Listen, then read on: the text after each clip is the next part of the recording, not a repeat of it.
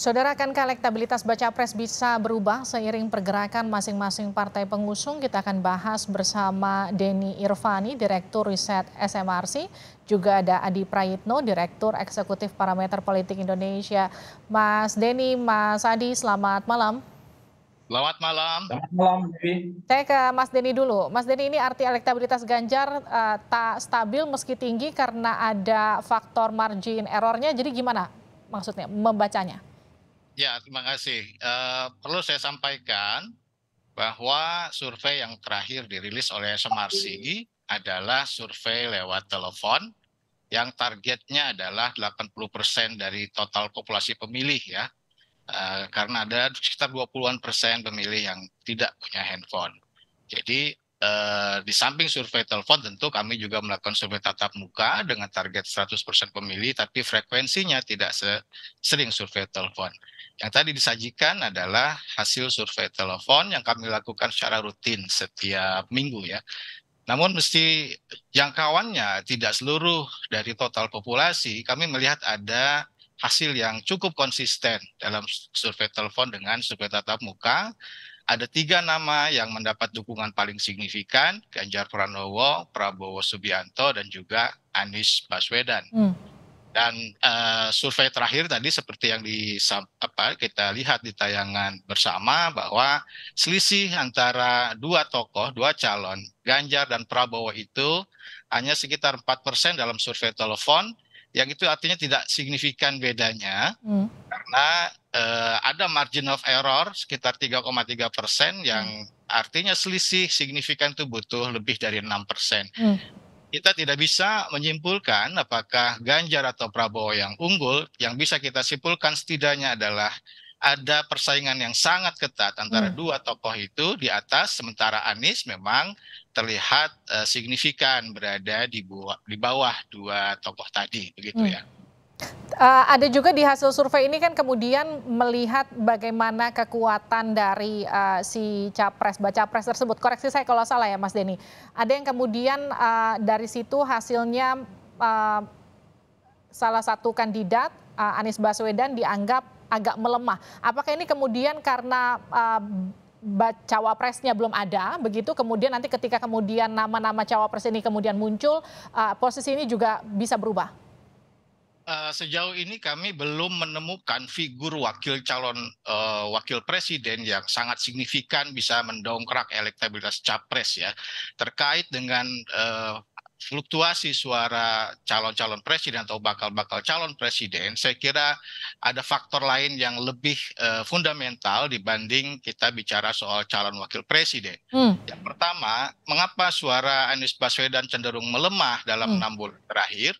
Itu terkait dengan dua faktor. Yang pertama adalah faktor ekonomi politik dan kedua faktor psikologis. Secara ekonomi politik, dalam 6 bulan terakhir ini ada penguatan tingkat kepuasan publik terhadap kinerja Presiden Jokowi.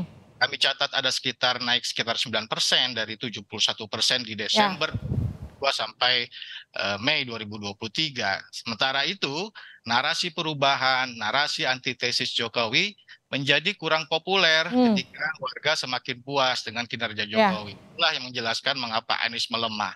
Yang kedua, faktor psikologis, kami juga melihat ada penurunan tingkat likability atau kesukaan kepada figur Anies dalam 6 bulan terakhir. Nah, kemungkinan ini adalah ada terkait ya dengan citra Anies yang relatif kurang dekat dengan posisi pemilih pada umumnya. Dalam spektrum ideologi, dalam kajian kami, kita melihat pemilih kita pada umumnya lebih condong nasionalis. Sedangkan Anies dipersepsikan oleh warga atau pemilih agak ke kanan. Itu satu hal. Yang kedua, kita juga bisa membaca berbagai event-event atau peristiwa-peristiwa politik. Misalnya serangan-serangan politik Anies dan koalisinya ke pemerintahan Jokowi, menurut saya sejauh ini belum terlalu punya dampak yang kuat atau bahkan kurang tepat, gitu ya. Misalnya yang diangkat soal isu pembangunan infrastruktur jalan di era Jokowi, misalnya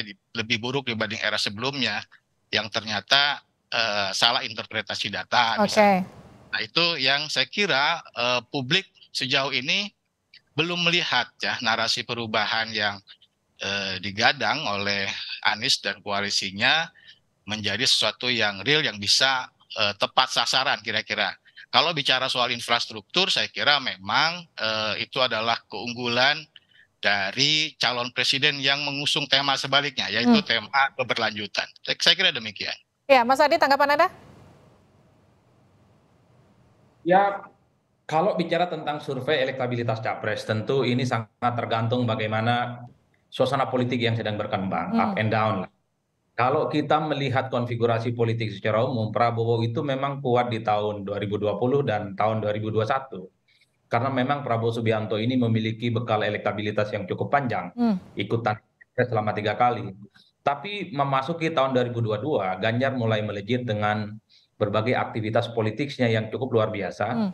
Bahkan ketika Ganjar berselisih dengan teman-teman internal PDIP, itu turut menjadi insentif politik elektoral yang kemudian terus mendongkrak elektabilitas Ganjar sepanjang tahun 2022. Cuman memang belakangan Ganjar itu agak sedikit mungkin ya dalam tanda kutip blunder ketika sikapnya yang dianggap menolak timnas Israel itu yang kemudian membuat kenapa Prabowo Subianto yang jaraknya agak jauh di tahun 2022 itu secara perlahan mulai menyalip Ganjar Pranowo karena dua faktor.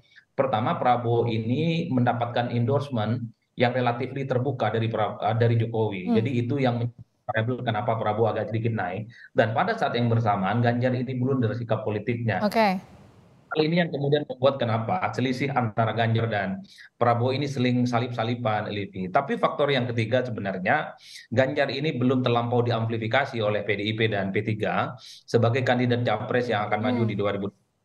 Mungkin karena posisi Ganjar sebagai gubernur, takut ada konflik of interest, dianggap mengganggu kinerjanya, yang dianggap nanti dikritik sebagai abuse of power dan seterusnya. Makanya tidak dijalankan kalau gerakan politik Ganjar itu cuma Sabtu dan Minggu. Jadi belum terlampau kelihatan maksimal.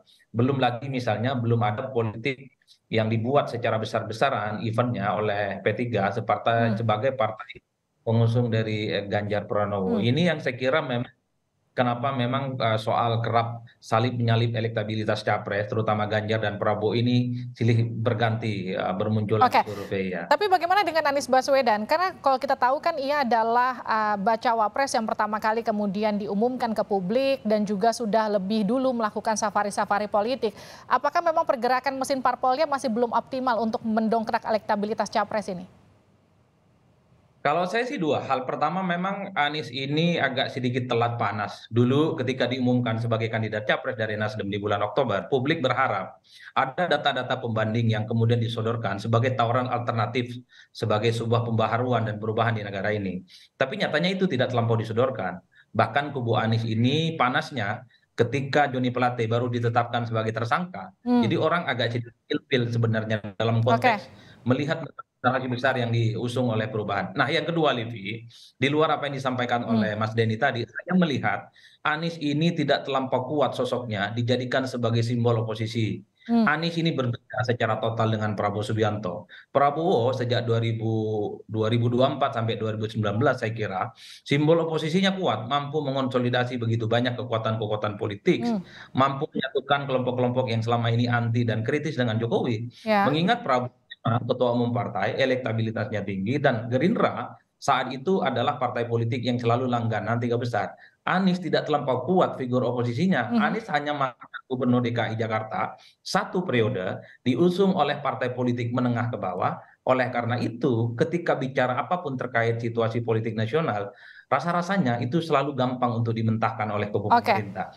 Ini kemudian membuat Pak Anies sepertinya agak kesulitan membuat satu diferensiasi politik sebagai lawan tanding yang selama ini selalu dihadap-hadapkan dengan Jokowi. Semakin anjing Jokowi maka semakin sempit pula ceruk pemilihnya di tengah approval rating terhadap pemerintah yang saya kira cukup luar biasa. Yang terakhir, Anies ini nggak ada gunanya nyerang Jokowi karena Jokowi udah nggak maju lagi di 2024. Kalau mau nyerang, seranglah Ganjar, seranglah Prabowo Subianto. Nah itu akan nantinya. Saya ke Mas Denny. Mas Denny, jadi ini trennya 3 bacawa pres ini apakah sudah mulai stabil atau justru masih akan sangat fluktuatif nanti ke depan? Saya kira masih sangat fluktuatif ya. Kita masih punya waktu 8 atau 9 bulan ke depan sampai pemilihan presiden diadakan. Pengalaman dulu ketika 2014 Pak Jokowi maju sebagai calon presiden, saat itu tidak ada incumbent seperti halnya sekarang, itu juga sangat fluktuatif ya. Ada perubahan bisa sampai 10% lebih dalam waktu 7 atau 8 bulan. Jadi saya kira kita masih akan terus lihat pacuan kuda ini sampai 8 bulan ke depannya. Terima kasih Mas Denny, terima kasih Mas Adi telah bergabung bersama kami di Sapa Indonesia Malam.